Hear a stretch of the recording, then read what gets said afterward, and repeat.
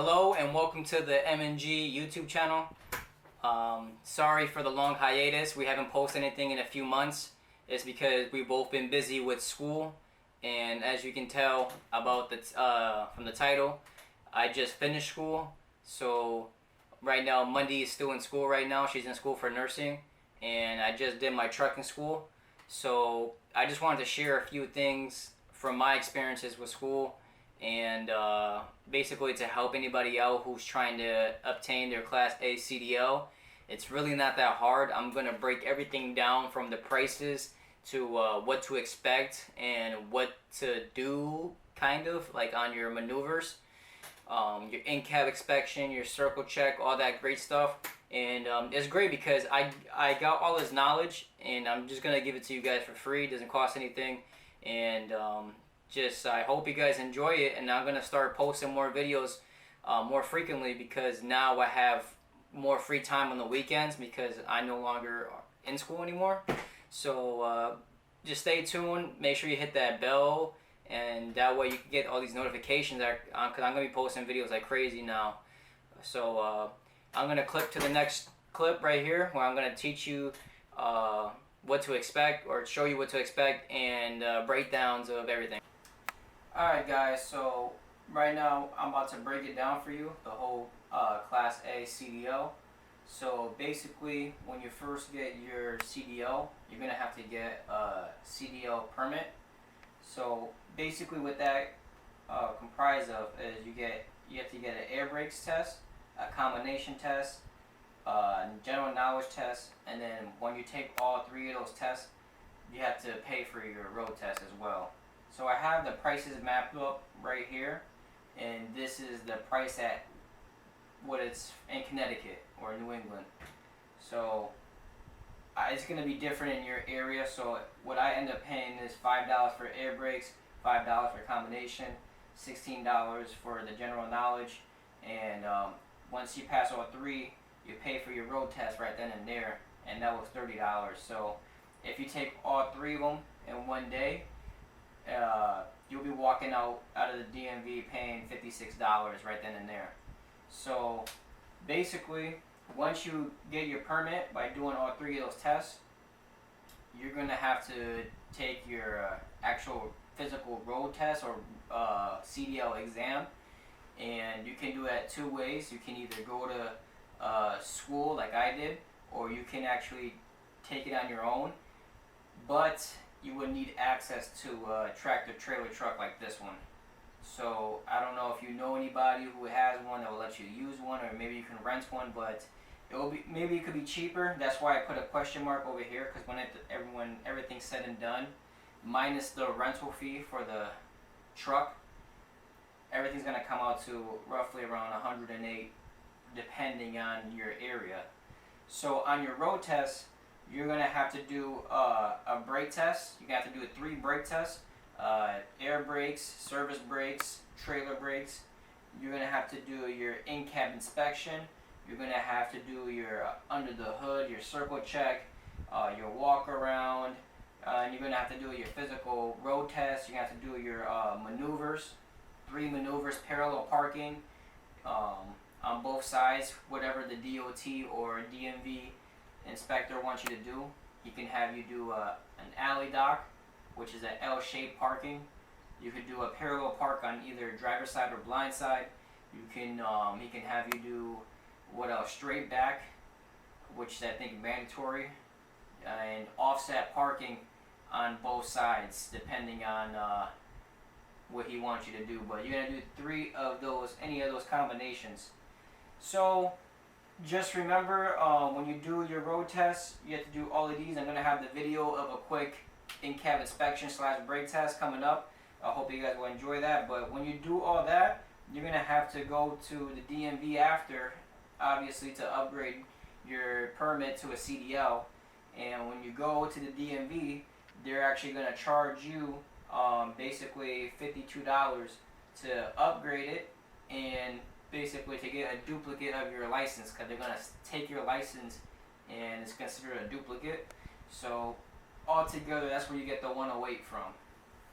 So I hope you guys enjoy that. I'm going to keep it short and I'm gonna clip to that clip of me doing the in-cab inspection for you guys. That way you have a basic idea on how to do it.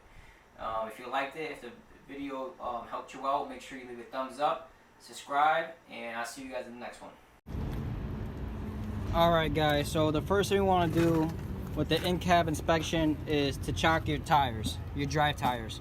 So make sure both the chocks are there, chock them. Then after that, you want to get inside the cab using 3 points of contact. You grab the rail, grab the door or the steering wheel, and then use the step ladders to get in using 3 points. If not, you will fail.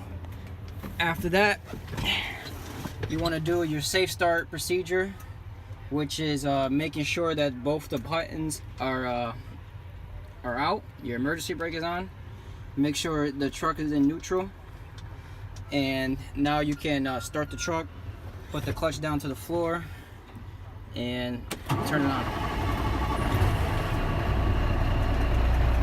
Alright, so at this moment, I'm going to lower the steering wheel so you can see. You want to make sure you have a full tank of air. Alright, you heard that? The truck just releases air by the governor. So now what you want to do is turn the truck off now. You gotta put it in lowest forward gear too before you turn it off. So it's in lowest forward gear, it's on first gear. So now that you turn the truck off and it's in lowest forward gear, you're gonna turn the truck on, but not the engine, so you can supply electricity to the gauges. And once the needle stabilizes, you're gonna tell the inspector where you're at, because you're gonna push in the buttons once the needle stabilizes. So you're gonna push in your emergency buttons, and you see how the air is going down. So once the needle stabilizes, you're gonna tell the inspector what PSI you're at. Alright, so the needle stabilized around 90 PSI. So you're gonna tell the inspector I'm at 90 PSI, and now you're gonna hold firm, steady pressure on the service brakes, and you're gonna say with after the initial 5 to 15 pounds, you should not lose more than 4 PSI in 1 minute. So you're gonna hold stern steady pressure. The PSI is gonna drop between 5 to 15 pounds. Wait till it stabilizes. Needle stabilized. You're gonna tell the inspector what PSI you're at again. So it look like you're about like 75 PSI. Now you're gonna count down 1 minute. Alright, 1 minute is up. You're gonna tell the inspector I did not lose more than you did not lose more than 4 PSI in 1 minute. So now you're gonna release the brakes, and you're gonna tell them you're gonna test your emergency warning and buzzer light. So that comes on at approximately 60 PSI. So now you're gonna fan down your brakes.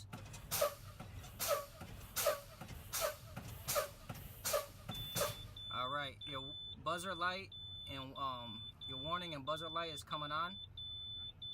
So now you're gonna tell them it is working properly, and now you're gonna continue to fan approximately to 45 to 20 PSI, so both your buttons come out. They should pop out by themselves. So let's fan them out. I think they already popped out. Oh, there they go. They popped out. So now you tell them your buttons popped out at 20 PSI. Put the truck in neutral, and you're going to start the truck again.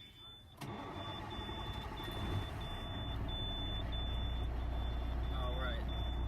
So now, while you're building up air pressure again, you're going to do your in-cab inspection. So now, you're going to start with your mirrors. You're going to start from the outside and work your way in and out and forward. So you're going to do your mirrors are clean, not cracked, not damaged. Your windows clean, not cracked, not damaged. Your windshield clean, not cracked, not damaged.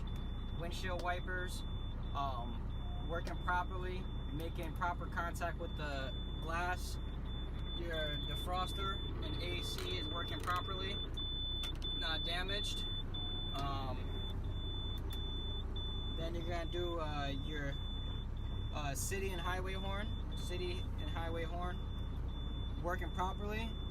Your steering wheel has no more than 2 inches of play. Your clutch has no more than 2 inches of play. You can do your dry shift through all the gears.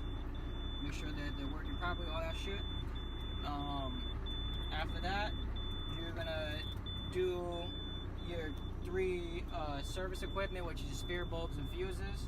You should have spare bulbs and fuses. You should have 3 red triangles and flares.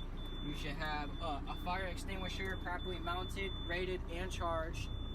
And after that, you go back to the gauges. Your your oil gauge is climbing up to operating temperature between 60 to 80. Where's the temperature at? Right here. Temperature between 180 degrees. Your battery between 12 to 15 volts. And you're still building air pressure. So at this time, you're gonna rev up to 1200 RPMs. That way you can get to a full tank of air.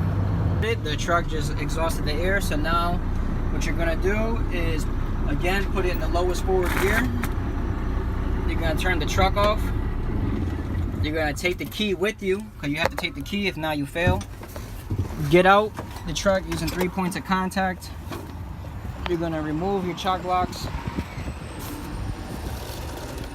Get back into the truck using 3 points of contact.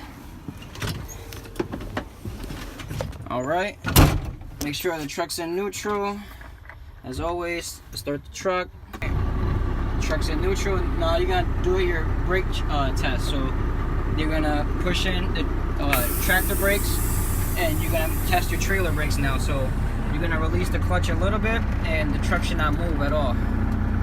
So yeah, truck did not move. Pull it out. Push in your trailer brakes. Testing your tractor brakes now. Nope, did not move. Now you're gonna push in both brakes. It's still in lower forward gear, so now you're gonna move up 5 feet and hit the service brakes after 5 feet to test your service brakes. We're moving. Hit the brakes. Brakes are working properly. You're gonna put it back in neutral. Put the brakes up. Now you're gonna put it in lowest forward gear. Turn off the truck.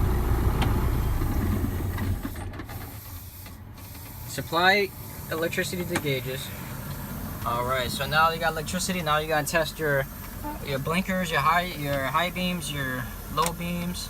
High beams are working, low beams are working. Turn signals. Turn signal, right turn signal. Right turn, left turn signal. Four-way flashers are working.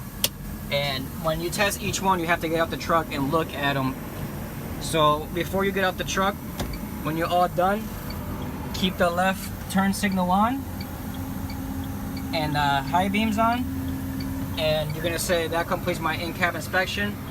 And you're gonna do your under the hood.